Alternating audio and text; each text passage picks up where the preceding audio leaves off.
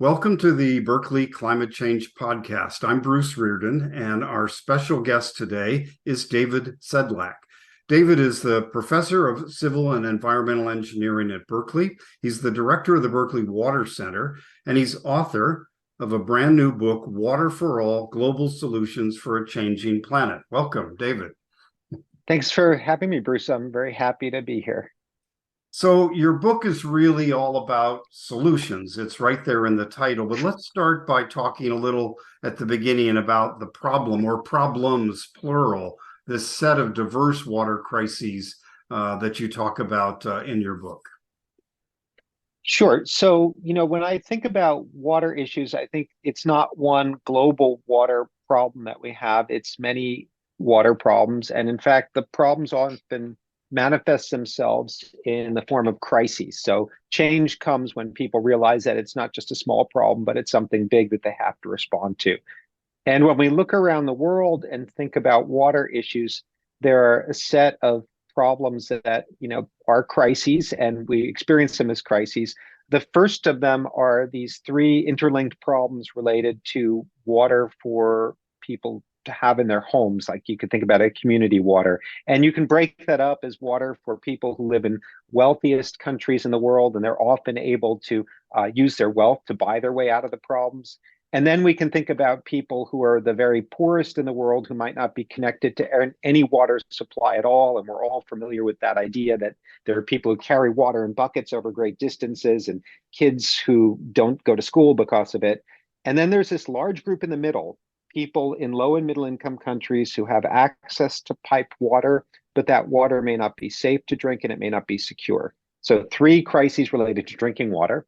A fourth crisis related to water quality, that is, that water may not be safe to drink. And all of us face that possibility, even irrespective of our level of wealth. So whether that's exposure to arsenic in our drinking water, or maybe PFAS, these chemicals that have been in the news a lot lately, or lead or something like that, these are all things that affect us irrespective of where we are in the income structure.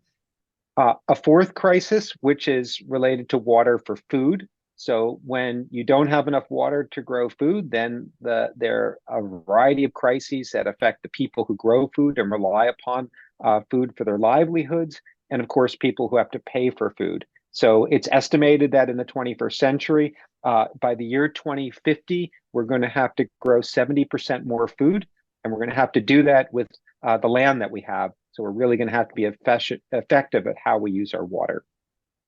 And then finally, we have a crisis related to water for the environment. And that is, as we use water to grow food, as we use water for industry, as we send water to our cities, we have less water out there for the environment. And we also put our waste from our cities and from our farms and factories into the environment. And that causes a whole set of problems of its own. So not really one global water crisis, but a set of things, as you're saying, and affecting people in different ways. Different ways and different times, and they're often happening simultaneously. So it's maybe a little bit artificial to think there's just one crisis at a time, because if you have water scarcity, you probably have water scarcity for your city, you probably have water scarcity for your food supply and for the environment, for example. Good. Well, let's talk about then, on top of all of that, or next to it, two global developments that you talk about quite a bit in the book that are making this set of crises harder to deal with. One you call the Great Acceleration. You can explain that, and the other, climate change. Talk a little bit about how both of those are affecting water. Sure. So many of the people listening to the podcast are probably already familiar with the idea of the Anthropocene, this era when humans have had a large impact on the planet and have changed the climate. Coupled with that idea of the Anthropocene is the rate at which human growth and development has affected the planet. And sometimes this is captured in this concept of the Great Acceleration. I first encountered it when I saw a series of graphs that showed things like the population of the Earth, or the amount of energy that's produced, or the amount of water taken out of the environment. Whatever one of these graphs that you see, they all show the same picture, starting right after World War II, as countries started to rebuild and the technological innovations that were unleashed by the war effort started to have an impact. We saw growth throughout the world, almost exponential, and that growth has driven prosperity. It's led to a lot of people coming out of poverty. It's driven increased density and numbers of people living in cities, more resources being taken out of the world, and of course, more exploitation of water. So the Great Acceleration is maybe reached a peak, and then the population growth in Western Europe and North America might be at it leveling out. And in the BRICS countries, Brazil, Russia, India, China, and South Africa, it may also be getting close to leveling off, but it's still growing. The world is still growing in sub-Saharan Africa, parts of Asia, and South America. And that puts demands on water supplies and the food supply that is making these kinds of crises a lot more extreme. Let's talk about climate change in just a second. But I just wanted to go back on one thing. You talk in the book about the importance of water to power this great acceleration. Can you talk a little bit about that? Well, we used water for the Great Acceleration, and certainly in terms of powering the Great Acceleration, we used a lot of water for cooling our thermal power plants.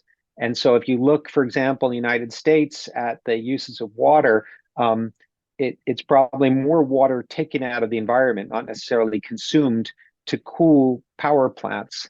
And that's always been a major use of water.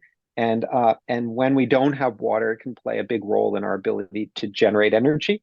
We also use water for hydroelectric plants as well. Sure. Okay, climate change. Okay, so you superimpose upon this growth in population and this growth of wealth, and with wealth goes more consumption of resources, more people eating higher on the food chain and consuming more meat.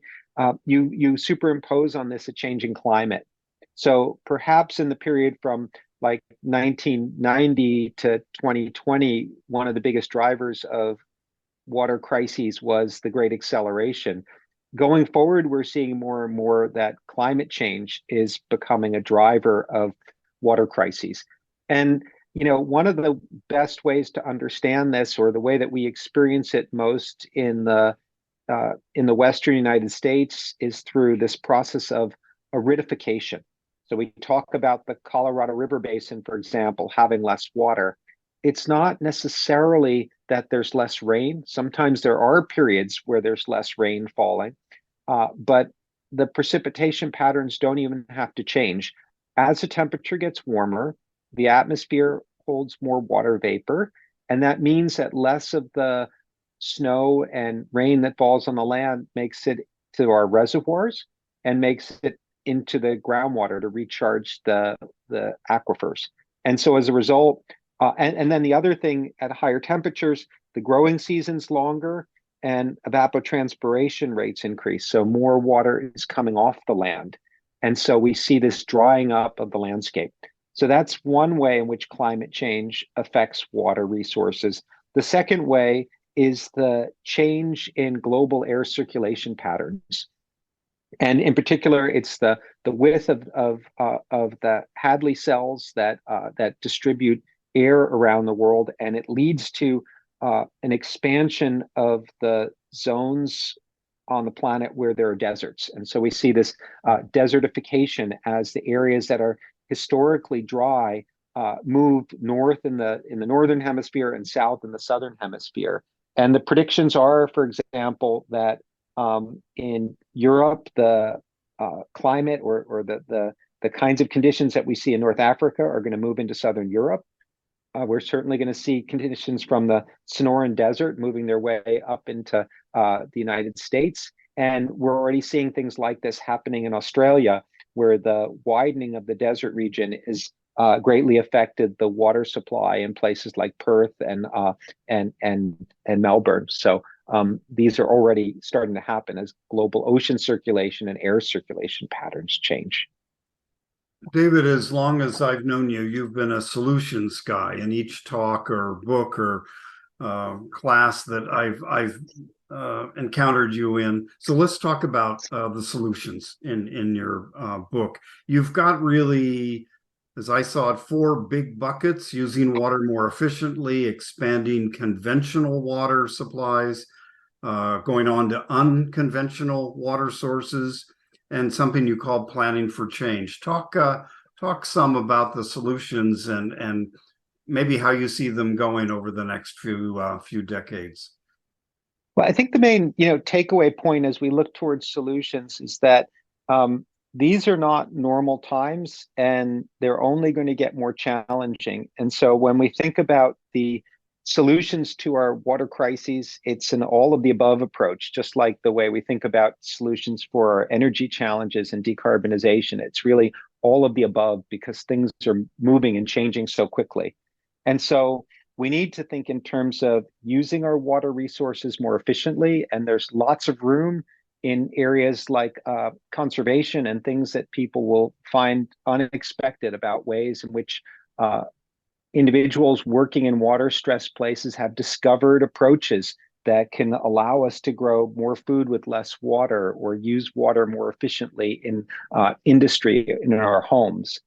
So certainly conservation is going to play a role, but it's not going to be enough to get us where we need to go because the population is going to keep growing and the demand is going to keep growing. We can turn to our existing approaches and make them more efficient. We can operate dams more effectively. We can take advantage of the connection between dams and surface infrastructure and groundwater storage using things like managed aquifer recharge, or this idea of intentionally flooding parts of the land to regenerate the groundwater that we've depleted. And that will be part of the solution. But I think we're going to increasingly have to turn to some what people sometimes refer to as unconventional solutions. And whether this is recycling the treated wastewater that comes out of our cities, or turning to seawater desalination, or even using the brackish groundwater resources that are under our continents and essentially mining them from deep below the Earth's surface, we're going to start exploiting water sources that a generation ago were thought to be inaccessible and unusable. And the technologies for doing this are becoming less expensive and more reliable. And so we'll see a lot more of that in the future. And finally, I think one of the most important things is we're going to have to think a little bit differently about how we pay for all of this and who benefits from the investments that we make.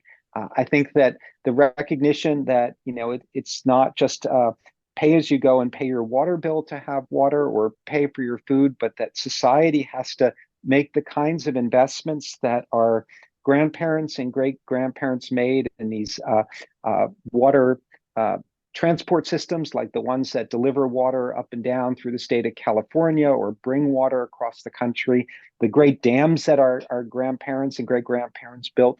That kind of scale of investment is going to be necessary as we adapt to climate change and try to reduce the impact of a changing climate on our water resources. Great. I know we only have a few minutes, but talk briefly about justice. Your title here is Water for All globally. Talk a little bit about what the issues are, or what are the top issues that you think we're struggling with in terms of climate justice and water justice. Well, it's a very big topic and not one that Yeah. we could fit in a last minute, but I will say that I think the recognition that there's a human right to water is really going to be pivotal to our future investments in water systems. Like I said at the beginning, rich people who live in cities have ways to take care of themselves. They can build desalination plants. They can build new kinds of water infrastructure. Within these rich cities, there are people who can't afford their water bills. They're going to need subsidies and they're going to need help. In the countryside, there are people who don't have the wealth and suffer from a diseconomy of scale in water systems who are going to need assistance. And around the world, there are people who are struggling not only with water, but with food and health and education and all of these other things that may not be able to afford some of these approaches to water. In some ways, as these systems become more common, their price will come down. And like we've seen with solar panels, the fruits of investments in wealthy countries can be transferred to people in less affluent conditions. But I think in this case, the changes are coming so quickly, and the implications of not having enough water are so severe that there may be a need to actually transfer some wealth to make this possible. Good. Thanks. And finally, these are global challenges and local challenges and solutions. People can read your book, and we urge them to go out and get Water for All: Global Solutions for a Changing Climate, available everywhere. What would you say to someone who then got excited about all of this and wanted to affect kind of policy and change in the water world? Are there places for those of us to jump in? Well, sure, there are, Bruce, and the obvious place, if your heart is thinking about the justice issue and people who are struggling with water supplies, it's not just in other countries, it's in our very own country. We have tremendous water needs here in California, particularly in rural communities and all around the United States. But even the things that we do in our wealthy communities start to create the technologies and the understanding that can be transferred later. So, there's a bottom-up approach of working with the people who are struggling the most to obtain water, and then there's a top-down approach where some of these new technologies and new policies and new approaches can be pioneered in places that have the affluence to do it. And what we see time and time again is that things that are done in this kind of context become cheaper as we gain experience and as industries grow, and then can be transferred everywhere else. Well, thank you, David. A quick run through your book and years in the making. Everyone, the book is Water for All: Global Solutions for a Changing Planet by David Sedlak, global water expert in Berkeley, professor and director of the Berkeley Water Center. The book is available everywhere. You have been listening to the Berkeley Climate Change Network podcast. I'm Bruce Reardon. Thanks for listening and for taking action for climate.